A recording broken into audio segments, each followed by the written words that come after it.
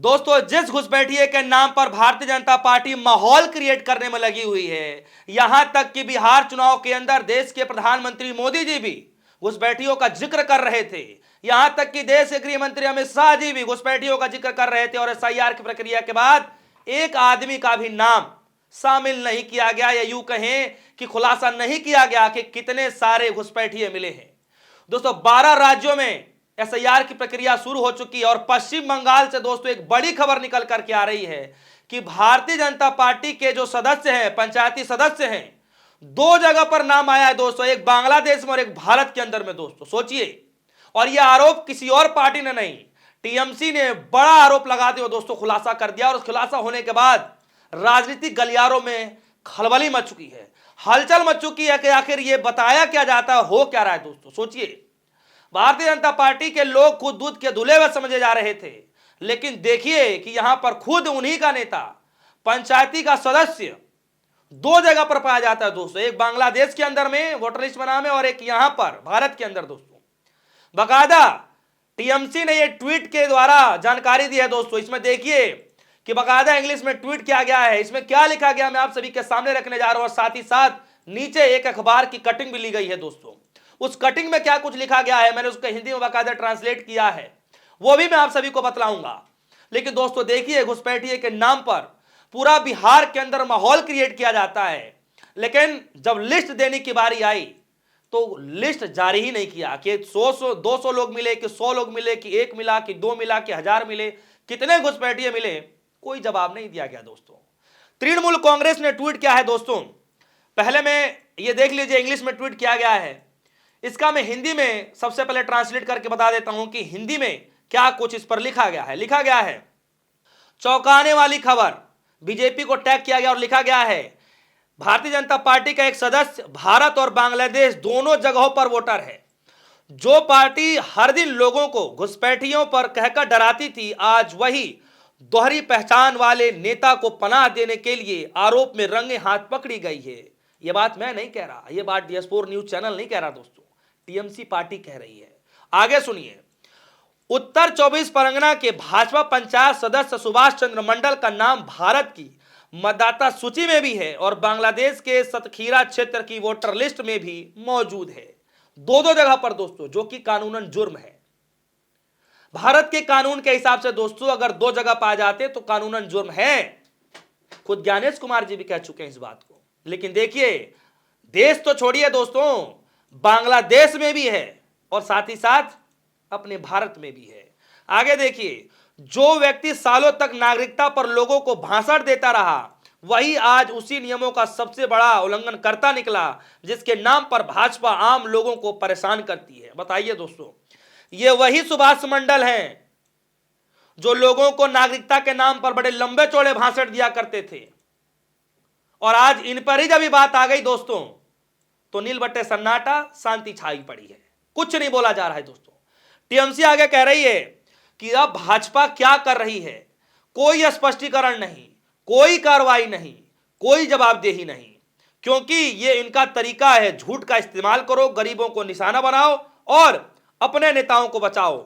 अगर यही वो ईमानदारी राजनीति है जिसकी भाजपा डींगे मारती है, तो बंगाल उससे पहले ही ठुकरा चुका है और आगे भी ठुकराता रहेगा। दोस्तों टीएमसी पार्टी ने बड़ा आरोप लगा दिया और इस आरोप के लगाने के बाद दोस्तों जो खुलासा किया गया है, खलबली मच चुकी है सभी राजनीतिक गलियारों में। दोस्तों खलबली मचे भी क्यों ना, बिहार चुनाव अभी हाल ही में हुआ दोस्तों, और देश के प्रधानमंत्री मोदी जी खुलेआम भरे मंचों से घुसपैठियों का जिक्र किया करते थे। देश के गृह मंत्री अमित शाह जी जाकर के जनता के सामने भाषण दिया करते थे कि राहुल बाबा आए थे, ये यात्रा किस लिए थी। हालांकि जनता ने जवाब दे दिया कि वोट चोरी को लेकर के था, लेकिन फिर भी उसको करेक्शन करते हुए अमित शाह जी ने, गृह मंत्री जी हैं, उन्होंने बकायदा बताया कि ये वोट चोरी का मसला नहीं था, ये घुसपैठियों को बचाने की यात्रा थी। और जब वही एसआईआर किया जाता है दोस्तों, जब फाइनल वोटर लिस्ट आता है, तो जानकर हैरानी होगी कि एक भी नाम जनता के सामने नहीं रखे गए। तो सवाल तो पूछा जाएगा, एसआईआर के नाम पर हल्ला काटा गया, माहौल क्रिएट किया गया, लेकिन जवाब नहीं दिया गया दोस्तों। बाद में कुछ भी नील बट्टे सन्नाटा हो गया कि कितने लोग पाए गए, लाख पाए गए, 1000 पाए गए, कि करोड़ों में पाए गए, कि 1000 पाए गए, कि 100 पाए गए, कि 1 पाया, 2, कुछ भी नहीं दिया गया दोस्तों, कोई आंकड़ा ही नहीं मिला।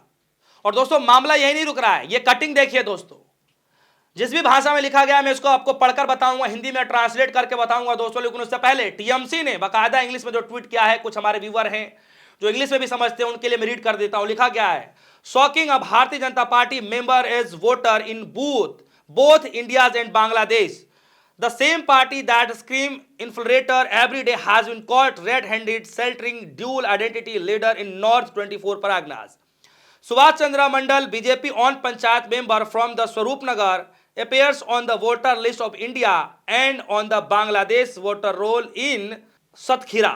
ये लिखा गया है दोस्तों। और साथ ही साथ इसमें जो लिखा गया दोस्तों, इसमें ये लिखा गया है कि 4 years he lectured people on citizenship and today he stand exposed as the biggest violator of the very rules BJP uses to harass innocent border resident. And what is BJP doing now? No explanation, no suspension, no accountability. जी हाँ दोस्तों, कोई जवाबदेही नहीं है।